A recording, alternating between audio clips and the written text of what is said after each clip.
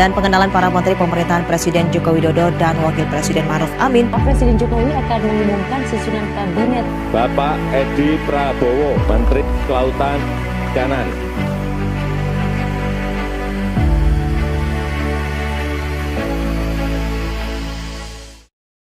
Perlu lompatan-lompatan besar dalam menata ekosistem industri perikanan dan kelautan kita, mulai dari hulu sampai ke hilir.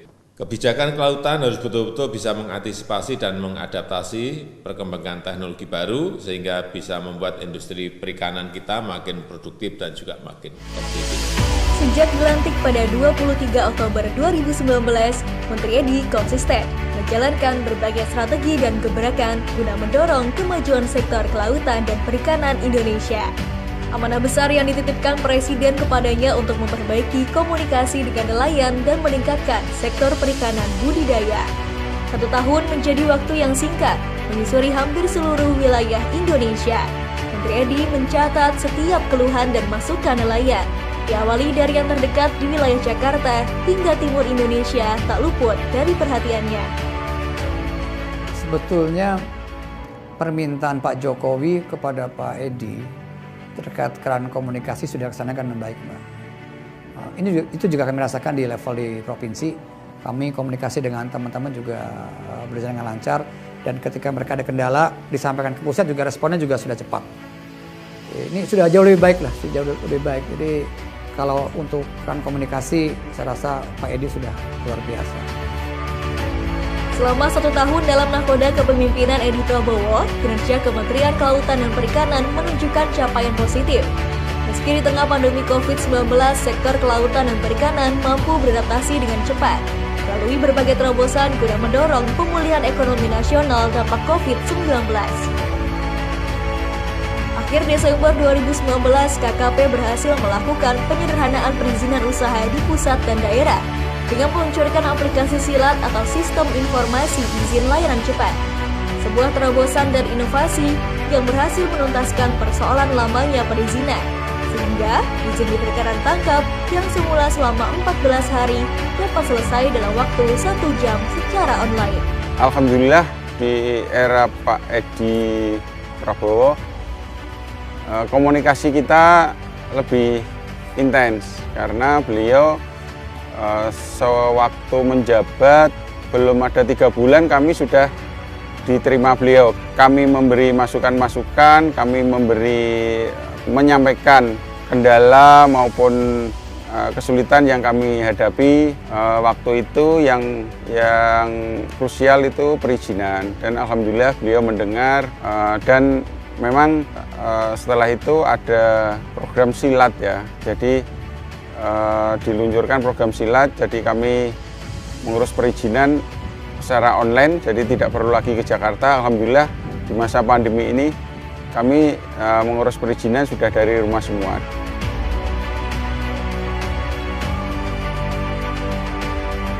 KKP juga memberi kemudahan akses permodalan melalui peran BLU LPM UKP dengan realisasi penyaluran BLU dan KUR guna mendukung peningkatan kesejahteraan nelayan dan pelaku usaha perikanan.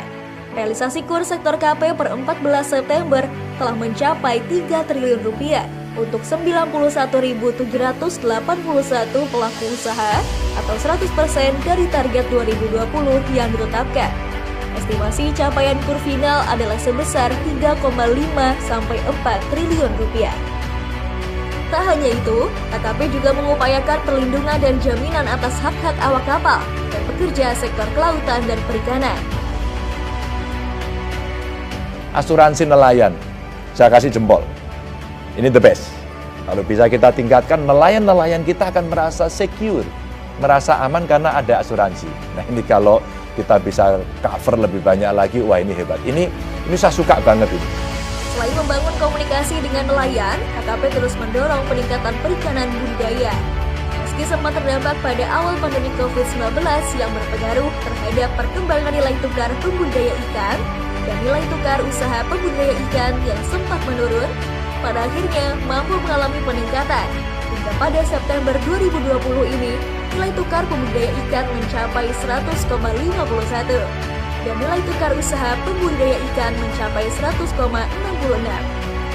Kemudian, capaian pendapatan pembudidaya ikan per Juni 2020 mencapai 3,29 juta rupiah per bulan. Selain itu, KKP juga melakukan pengembangan kawasan klaster usaha budidaya ikan yang berkelanjutan. Di antaranya berfokus pada penyusunan data kawasan tambak nasional dengan membuat peta kawasan tambak di 5 kabupaten terpilih, yaitu Aceh Timur, Lampung Selatan, Cianjur, Sukamara, dan Buong. Dalam prioritas program kerja KKP tak luput dari pengembangan usaha bidang kelautan dan perikanan. Untuk itu, KKP berupaya meningkatkan standarisasi mutu dan keamanan produk perikanan, serta menghadirkan terobosan agar produk-produk dalam negeri bisa menjangkau berbagai negara. Salah satunya dengan layanan ekspor langsung dari Manado ke Jepang.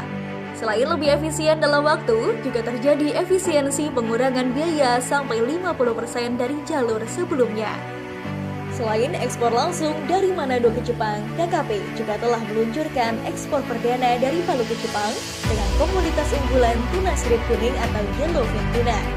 Selain industri besar, UMKM bidang kelautan dan perikanan berhasil bertahan di tengah pandemi COVID-19 dengan bantuan dan pendampingan dari KKP. Terima kasih kepada Bapak Menteri, semoga kedepannya produk kami mendapatkan usaha lebih maju lagi. Terima kasih kami ucapkan pada Bapak Menteri yang telah mendukung pengembangan UMKM di perikanan. Semoga ke depan UMKM perikanan lebih maju dan kami bangga buatan Indonesia.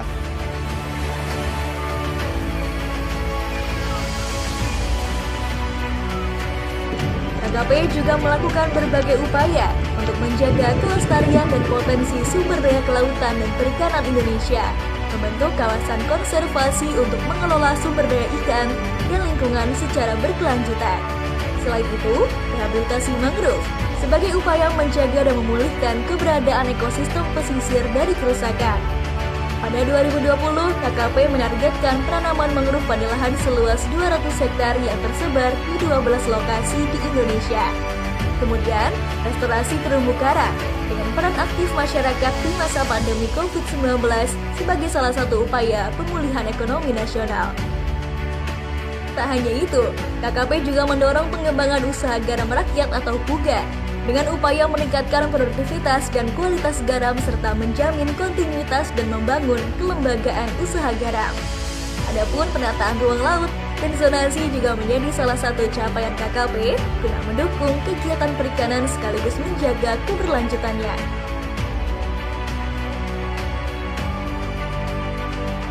Sementara itu, para pasukan pengawas sumber daya kelautan dan perikanan terus bersiaga menjaga kekayaan negara.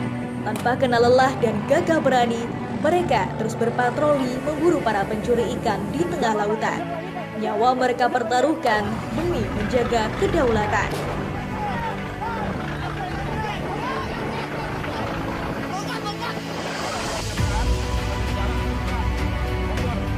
KKP senantiasa memperteguh komitmen dalam menjaga kedaulatan laut Indonesia.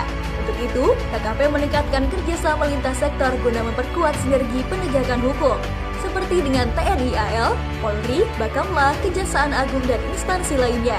Terbukti dalam 1 tahun terakhir, KKP telah berhasil menangkap 74 kapal.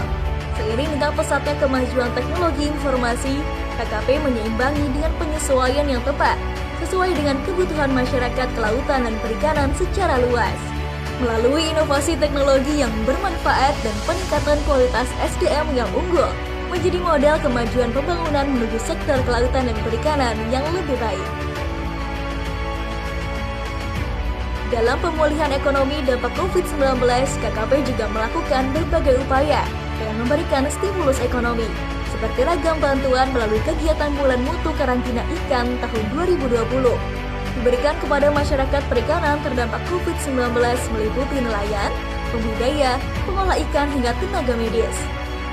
Selain itu, melalui kegiatan Gemar Ikan, KKP juga telah menyerahkan 58.000 paket produk perikanan kepada masyarakat di 116 kabupaten atau kota. Kegiatan ini bertujuan untuk meningkatkan asupan gizi masyarakat terdampak COVID-19 dan sekaligus menyerap pasar produk perikanan UMKM untuk mendukung keberlanjutan usahanya di tengah pandemi COVID-19. Jadi ke depan saya berharap apa yang sudah dilakukan ini selalu menjadi penguatan, keterbukaan ini akan terus kami pertahankan, sehingga orang untuk berinvestasi di sektor ini sudah nggak perlu lagi khawatir akan ada kesulitan, karena semua sudah kita buka dari hulu sampai hilir, dari perizinan sampai perizinan kapal sampai perizinan ekspor, semua kita permudah.